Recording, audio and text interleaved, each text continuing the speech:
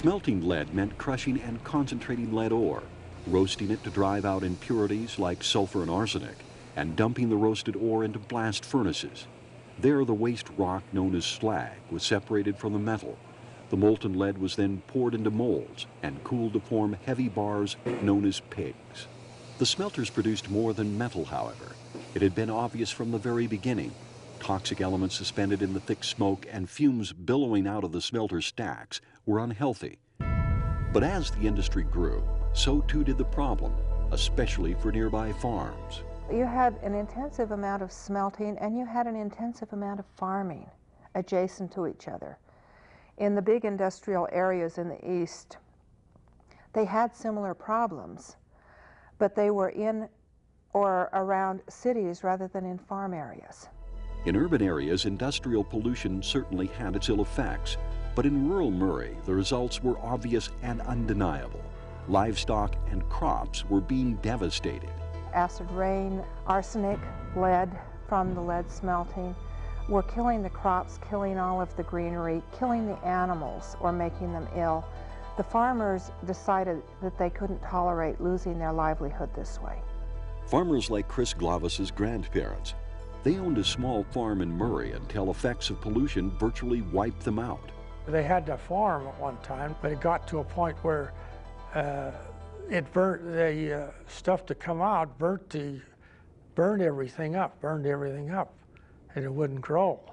At first, the farmers tried to negotiate, pleading with the smelter operators to do something about the destructive emissions. But the cost-conscious industry apparently was reluctant to spend a lot of money to clean up its act. So in desperation, farmers did something that had never been done in Utah or the West before. When negotiations were not successful, they actually took the smelter industry to court. They were the first ones where the private citizen filed suit against large industry for remediation in an economy because of an environmental problem. It was the West's first environmental lawsuit, and in 1907 the farmers that filed it prevailed, winning their battle in court. The court ordered the smelters to reduce their toxic emissions or shut down. American Smelting and Refining took a little different view of this, and they did a lot of research.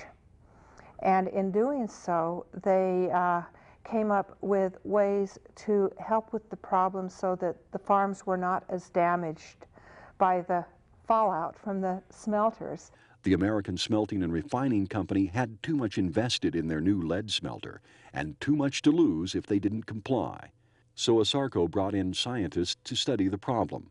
That effort produced some of the first state-of-the-art pollution controls in the nation. They built the 455-foot stack because it was determined that at least 450 feet was needed in order to get the flue gases above the level where they would be polluting the surrounding area. In addition, the smoke from the furnaces was routed through this large building before it went to the stacks, a simple but effective filtering system known as the bag house. This was a large building full of large filters made out of wool sacks. And the flue dust was blown through these sacks before it went out the flues in order to remove the particulate. The bag filters removed dust and toxins from the smoke, much of it the white powdery poison arsenic. The bag house had 4 large rooms. While smoke was channeled through 3 rooms, workers shook the toxic dust out of the bags in the 4th and hauled it away.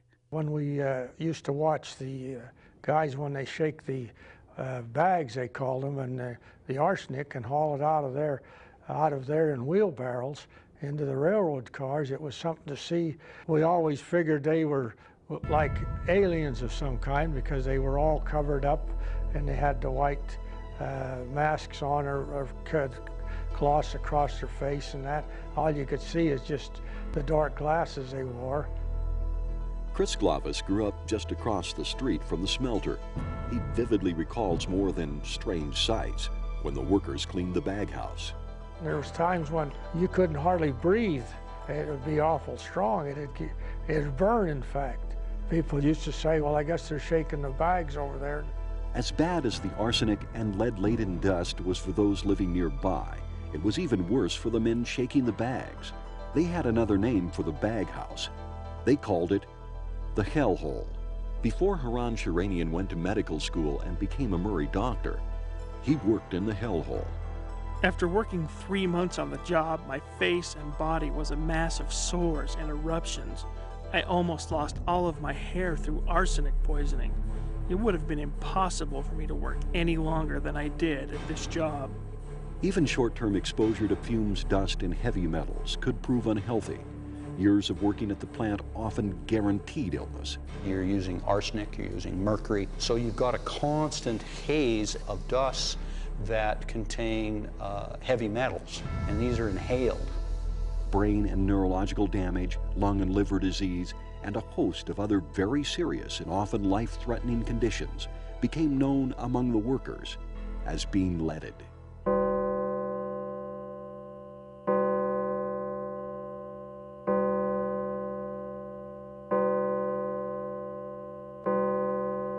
And heavy metal poisoning was by no means the only hazard. Common injuries, crushed hands, lacerated broken arms from pieces of machinery coming apart, flying apart, and it's like shrapnel. For the community, however, the bag filters and towering new stack reduced the damaging effects of pollution to at least tolerable levels. The city and its residents grudgingly put up with leaded workers, occasional burning lungs and watering eyes, for one very simple reason. That big smoky plant on the hill may look like a lead smelter, but for Murray's economy, it was nothing less than a gold mine.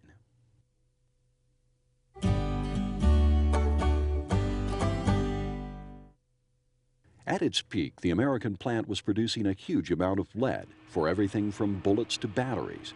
40,000 tons of bullion a year, plus thousands of tons of arsenic used in pesticide. It was among the largest smelter of its kind in the world. It was also the city's largest employer. I think it was about the most important place to work in Murray, the biggest. In 1909, the only ore sampling mill between Missouri and California was completed in Murray. The mill determined the quality of ore, a critical step in the smelting process. The mill, combined with a unique connection to both the Rio Grande and Union Pacific railroads, made the city a smelting mecca for the entire West. Trainloads of ore from Arizona, California, Montana, Idaho, and Nevada rolled into the city, and Murray's smelting industry boomed like never before. Hundreds of smelter workers poured tens of thousands of dollars into the local economy. Local businesses from grocery stores to barber shops owed their economic survival to smelting. It was the major element in the community. It was a very large industry. Everybody was involved in one way or another.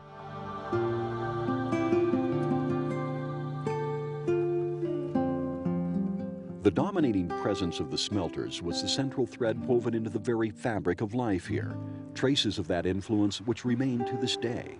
From streets bearing names like Germania and Bullion to even the high school colors. Murray's orange and black were originally chosen to represent the colors of glowing smelter slag at night. And the Murray Spartans were once known by another, more industrially appropriate name. They called them the smelterites, but we had orange and black colors, which I think they still have today. The orange and black slag-inspired colors may seem a strange choice for a school, but in early 20th century Murray, there was no more interesting or colorful sight to be seen in all of the town. Well, that was one of our favorite things to do, is to sit on the porch and watch when they dumped this red-hot slag over the mound, and it would look like a volcano. And it made quite a fireworks to see them dump all those big cars. You could feel the heat through the sidewalk, in the wintertime especially. It was red hot. Well, that was quite a colorful thing when you came by there at nighttime.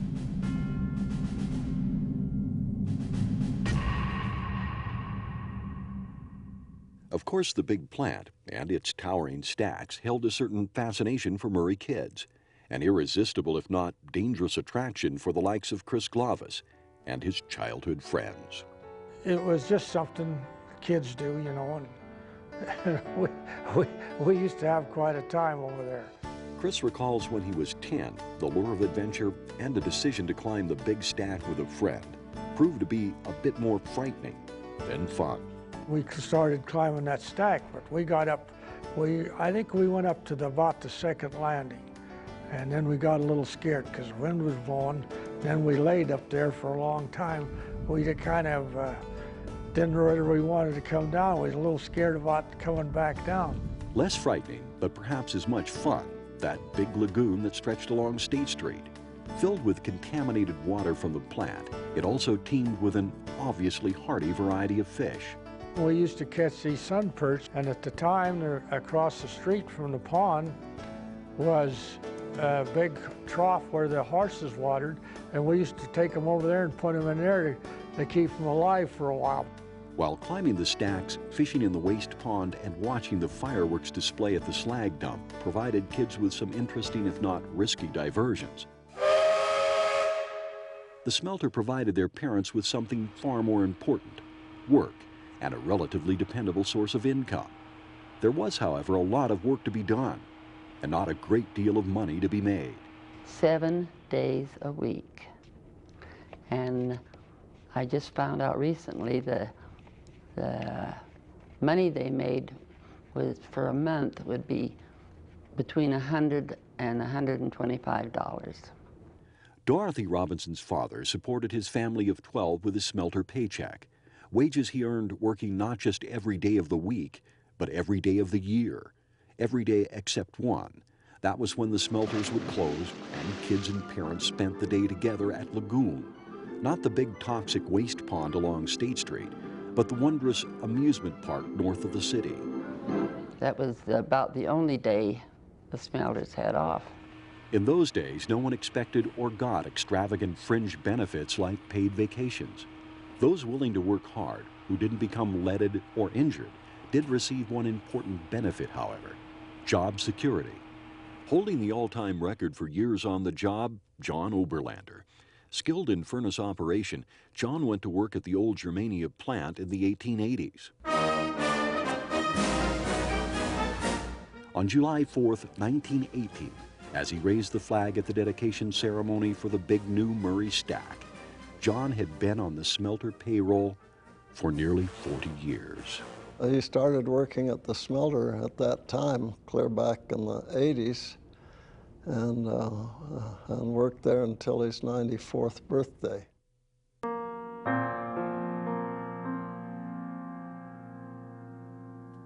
The Great Depression forced the plant to close down for 6 months out of the year, the first break in continuous operations in more than 3 decades. Then World War II exploded, and suddenly there was a large and desperate need for Murray's lead. It was actually taken over by the government as a defense plant.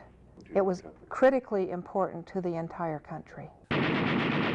A significant number of the bullets that stopped the threat of fascism dead in its tracks during those dark and uncertain years came from the furnaces of the Murray smelter. But after the war, demand for lead and supplies of quality ore declined dramatically. The plant's days were clearly numbered. By 1949, ASARCO finally called it quits, and the last puff of smoke drifted away from the great stacks. The furnaces went cold, the buildings and machinery began to be dismantled.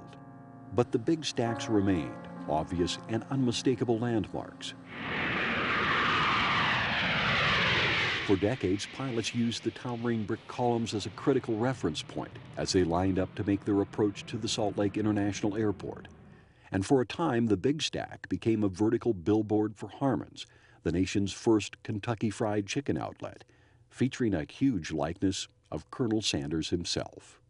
Its height also made it an ideal telecommunications radio tower, spiked at the top with an array of antennas, sending and receiving radio transmissions to fire trucks, police cars, and other emergency vehicles across the entire valley.